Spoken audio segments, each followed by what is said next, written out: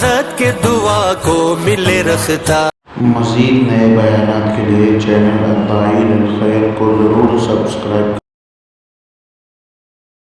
یہ جو حافظ صاحب نے ترتیب بنائی ہے ابھی جماعتوں کی، تو یہ ایک جماعت حافظ صاحب کی چلی، یہ باتیں نظام الدین بھی پہنچی تھی، تو حضرت سے جا کے حافظ صاحب نے کہا، حضرت نے کہا صبح مشورے میں رکھو، تو مشورے کے اندر حافظ صاحب نے مشورہ ہونے کے بعد جب عام لوگ چلے گئے، سارے مقیمین تھے، تو حضرت نے حافظ صاحب سے کہا کہ حافظ صاحب رکھیے بات، تو حافظ صاحب نے یہ محنت کا پورا نظام رکھا کہ ابھی ہر ضلع کے ذمہ دار میرے ساتھ جماعت میں چل رہے ہیں، پھر یہ اپنے علاقوں میں جا کے ان کے ساتھ جماعت بنے گی، وہ ایک چلہ لگائے گی، ہم نے 2 چلوں کی تشکیل کی ہے، اور پھر اس کے بعد ان کی جماعتیں بن کے حلقوں میں چلے گی اور وہ حلقے میں وقت لگائے گی۔ آپ نے یہ نظام بنایا ہے ہم نے، تو پوچھا اس کا مقصد کیا ہے؟ کہا اس کا مقصد یہ ہے کہ صبح اور شام ملا کر 2.5 گھنٹہ عملی طور سے مسجد کی آبادی کا عمل زندہ ہو، دوسرے ہر مسجد میں آدھا گھنٹہ تعلیم صحیح رخ پر قائم ہو جائے، تیسرے عملہ حرکت میں آ جائے اور عملہ بنانے کی محنت ہے، چوتھے یہ تھا کہ ہمارے یہاں چھوٹی جماعت بنی، حافظ صاحب نے کہا ان چھوٹی جماعتوں کے ذریعے سے پورے محلے کا 100% خروج کعبوں میں آ جائے۔ بہت ساری باتیں اس پہ آخری میں حضرت نے یہ کہا کہ حافظ صاحب آپ کو مبارک ہو، تو یہ کام شروع یعنی اس کے ذریعے سے ایک ایسا ماحول، اور اس نے عزائم کیے ہیں کہ ہمارے یہاں سے ہم انشاءاللہ پورے صوبے سے 26 نومبر کو نظام الدین کی جماعت آ کے سفر کرے، 26 27 28 سے سفر 26 تھانہ رہے گا، اس کے بعد اپنے یہاں پہنچنے تک 16 دسمبر کی تاریخ اپنے یہاں رہی، ابھی تاریخ فائنل نہیں ہے، انداز یہ ہے کہ 16 دسمبر کو جمعہ کے دن پورے ضلع کا عمومی اجتماع اپنے یہاں ہوگا انشاءاللہ، یعنی ابھی جگہ طے نہیں ہے، جگہ اور وہ ساری چیزیں طے کر لیں گے، وہاں سے حافظ صاحب نے کہا کہ پورے صوبے سے ہم جتنی مسجد وار جماعت ہے، ہر مسجد وار جماعت سے ایک جماعت 4 مہینے کی دے گی، تو 9000 مسجد وار جماعت ہے مہاراشٹر، کتنی ہے؟ 9000 مسجد، اور وہ بھی مہاراشٹر 4 حصوں میں تقسیم ہے، تو یہ حال ہے، بمبئی الگ ہے، اور یہ بران، اکولا، امراوتی، یوتمل، بلڈانا، واشم، یہ 5 ضلع الگ ہیں، پھر ناگپور، چندرپور، یہ بھلائی، یہ چندرپور، وردھا، گڑچرولی، یہ سب الگ ہے، چھتیس گڑھ میں ہے، اور مہاراشٹر کے 22 ضلع الگ ہے، لیکن حضرت کارگزاری پہ اتنا خوش ہوئے، بلکہ بمبئی والوں سے کہا کہ پڑوس کی کارگزاری کا اثر پڑوس والوں کو تم پہ اثر نہیں پڑا، اللہ کا شکر ہے، تو انہوں نے کہا کہ 9000 جماعتیں 4 مہینے کی، اور 9 27,000 جماعتیں چلے کی انشاءاللہ ہم دیں گے 25 نومبر، اسی اعتبار سے ضلع والوں نے عزائم کیے، تو اپنے ضلع میں جو پونا مشورے میں گئے تھے انہوں نے عزائم کیا ہے کہ انشاءاللہ 1600 جماعتیں ہم ضلع ناسک سے دیں، بولے انشاءاللہ۔ اب کوئی بڑی بات نہیں ہے، آپ کو ایک مسجد سے 4 مہینے کی ایک اور چلے کی 2 جماعت دینا ہے، اور محنت کا موقع 4 مہینہ ہے، محنت کا موقع کتنا ہے؟ 4 مہینہ ہے، یہ اپنے ذہن میں رہے، اس کے لیے محنت کا نظام بھی بنائے، دعا کرے، صدقہ کرے، اور جیسے سر نے کہا کہ یہ سارے تقاضے اپنے گھروں میں منتقل کریں، ان کو دعا میں لگائے، اعمال میں لگائے، کوئی بڑی بات نہیں ہے، اللہ کرے اگر یہ عزائم پورے ہو گئے تو پورا ہندوستان جماعتوں سے بھر جائے گا انشاءاللہ، اس لیے ہر صوبے میں جماعت اپنی چلی جائے گی، ہر مسجد میں تو نہیں جا سکتی، لیکن ہر صوبے میں ہر ضلع میں جماعت کا پہنچنا آسان ہو جائے، تو 1600 جماعتوں کے عزائم اپنے ہیں، 1600 جماعتوں میں سے اپنے یہاں 400 جماعتوں کے 4 مہینے کے عزائم ہیں۔ اب اگر ابھی سے اس کا نظام بن جائے، تشکیل کا، ترتیب کا، محنت کا، متوجہ کرنے کا، تو یہ جماعتیں ہماری قابو میں آ سکتی ہے 4 مہینے کی۔ اب تو اللہ کے فضل سے 4 مہینے کا ایک عمومی رخ ہو گیا ہے، اکثر لوگ 4 مہینہ تیار ہو جاتے ہیں، جاتے ہیں، نقد بھی لوگ آتے رہتے ہیں، 4 مہینے کا ایک عمومی رخ ہو گیا ہے۔ پہلے مشکل تھا 4 مہینہ، لیکن اب یہ عام بات ہو گئی ہے، اور چلے کی جماعتیں تو ماشاءاللہ 4 مہینے کی محنت کریں گے تو اس میں 1-2 جماعتیں چلے کی بن جاتی ہیں، ایسا ہوتا ہی ہے۔ اور جن علاقوں میں اجتماع تھے، یہ پہلا موقع ہے کہ نظام الدین کے حضرات کی جماعت اپنے پورے صوبے کے ہر ضلع میں سفر کرے، یہ پہلا موقع ہے۔ تو اس لیے اس موقع پر اس کی فکر کرنی ہے کہ اپنے یہاں سے اب جتنی ہر سینٹر اور حلقے والوں کو معلوم ہے کہ اپنی کتنی جماعت ہے، کتنی مسجدیں کام والی ہے، قیام والی ہے، اتنی 4 مہینے کی اور اس کے دگنا چلے کی، 3 جماعتیں چلے کی اور 1 جماعت 4 مہینے کی۔ ہر مسجد سے کتنا تقاضا ہو گیا؟ اب مثال کے طور پہ 387 جماعت یہ ہے، 5 اعمال والی جب مسجدیں بھی اپنے ہاتھ 150-200 کے قریب ہے، تو 5 اعمال سے بھی 1 جماعت چلے کی بنے گی۔ تو اگر کہیں سے 3 نہیں بنی تو 2 بنی تو یہاں سے بن جائے گی۔ تو ایسے 5 اعمال اور 5 اعمال اور قیام والی مسجد ملا کے یہ تقاضا ہم پورا کر سکتے ہیں، ٹھان لیں تو کوئی مشکل نہیں۔ اس کے لیے تھوڑی سی بات ہوگی، پھر اس میں آپ حلقے کے اور سینٹر کے اعتبار سے عزائم کریں، عزائم کر کے پھر اس کی محنت کا نظام بنائیں۔ کریں گے بھائی اس کی فکر؟ کون مذاکرہ کرے؟ مفتی صاحب کر لیں۔ بسم اللہ الرحمن الرحیم، نحمده ونصلی علی رسولہ الکریم، اما بعد۔ انتہائی قابل احترام دوستو، بزرگ اور عزیزو، یہ امت اللہ کا بندہ ہونے کے ساتھ ساتھ اللہ کی نمائندہ بھی ہے، اور اسی نمائندگی کے لیے اس دنیا میں اس کو بھیجا گیا ہے۔ اسی لیے فرمایا کہ امت نکلی نہیں ہے، نکالی گئی ہے، خرجت نہیں ہے بلکہ اخرجت ہے۔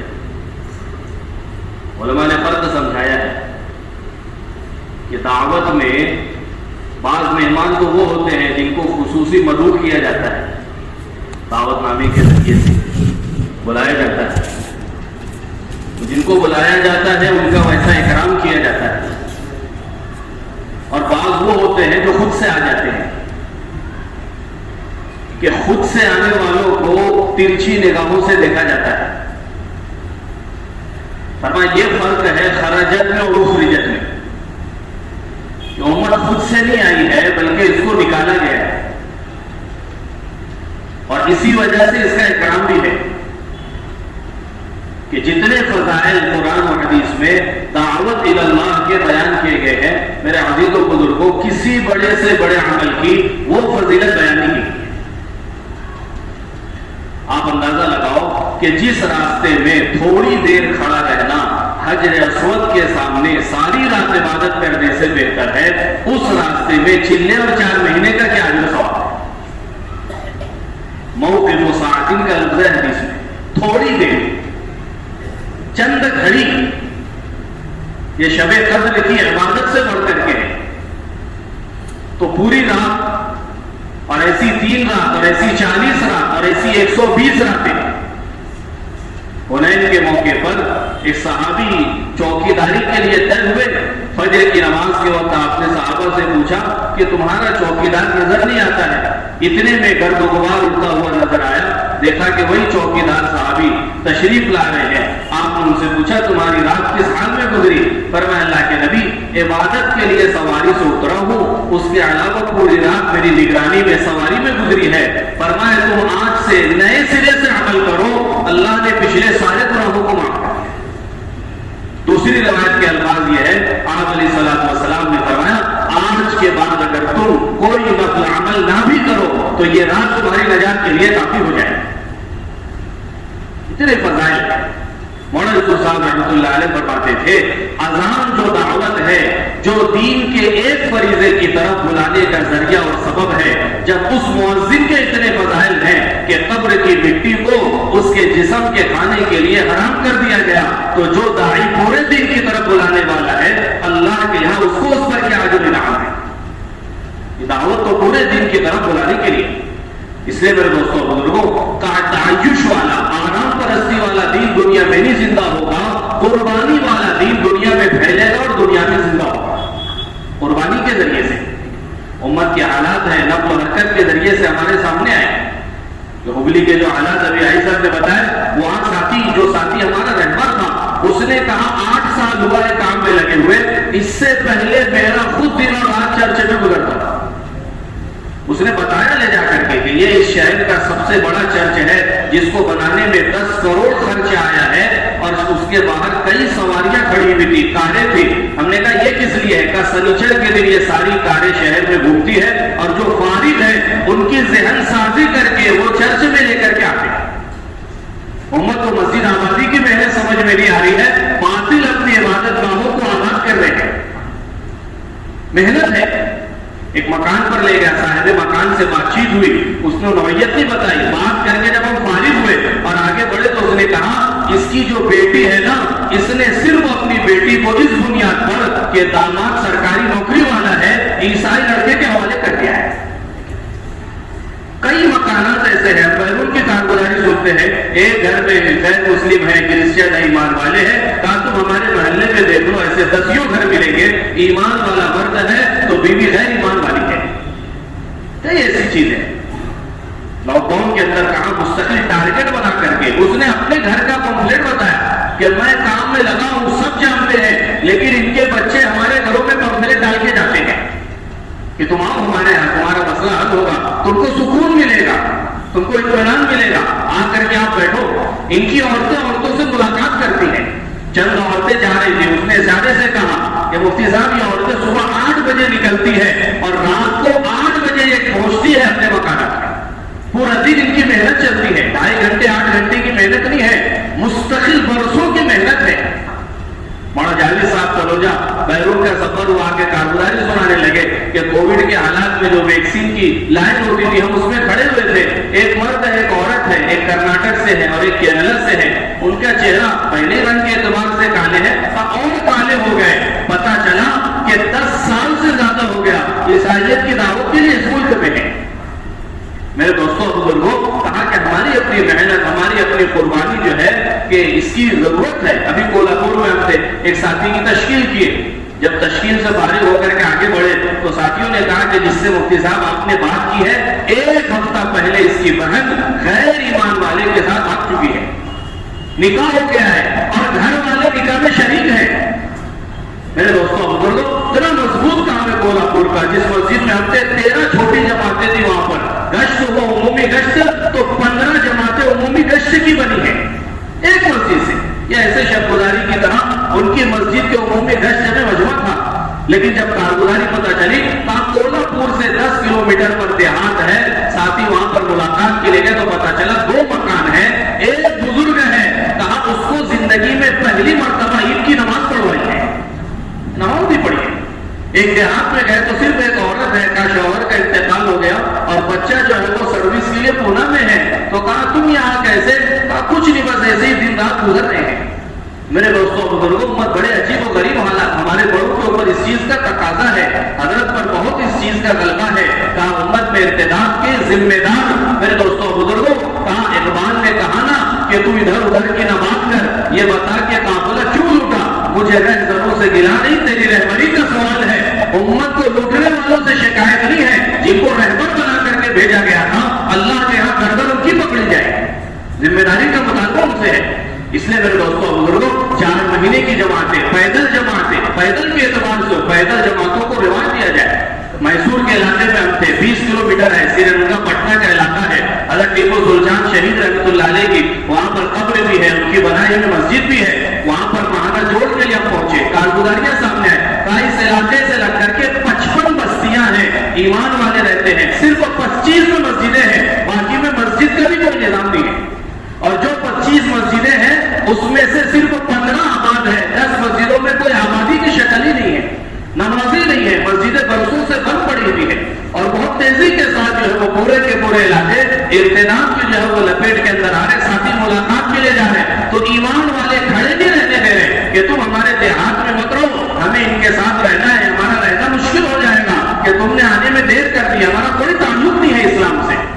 میرے دوستوں بزرگ اور عزیزوں, کا غربت ہے, فرصت ہے, جہالت ہے, ان راستوں سے امت میں ارتداد گھستا ہے. اس لیے ہمیں ترتیب نہیں کہا, ترتیب تنزلی ہے. ترتیب سے آگے بڑھ کر قربانی یہ ترقی کا راستہ ہے. اس لیے انشاءاللہ جو सूबे में मेहनत की तरतीब बनी है जमातों के नकल हरकत के एतबार से, ये तकाजा कहीं और से नहीं, हमें पूरा करना है और हमें क्या अपनी जात से पूरा करना है। इसलिए साथी इस एतबार से ही अज़ाइम के हल्के लगाएं, बड़े बड़े यानी अज़ाइम को बस्तियों को सामने रख करके अमले को और अपनी आबादी को सामने रखते हुए अज़ाइम करें। हम मेहनत के मुकल्लफ हैं, मेहनत हमारे जिम्मे, नतीजा हमारे जिम्मे नहीं। मौलाना इलियास साहब रहमतुल्लाह अलैह फरमाते थे, 5 अंबिया अपनी कब्रों से इस हाल में उठेंगे कि उनके पीछे एक भी उम्मती नहीं हो। अगर आपको हमारी वीडियो पसंद आए तो चैनल को सब्सक्राइब करें और बेल आइकॉन को दबाएं ताकि हमारी हर नई आने वाली वीडियो अब तक पहुंच जाए।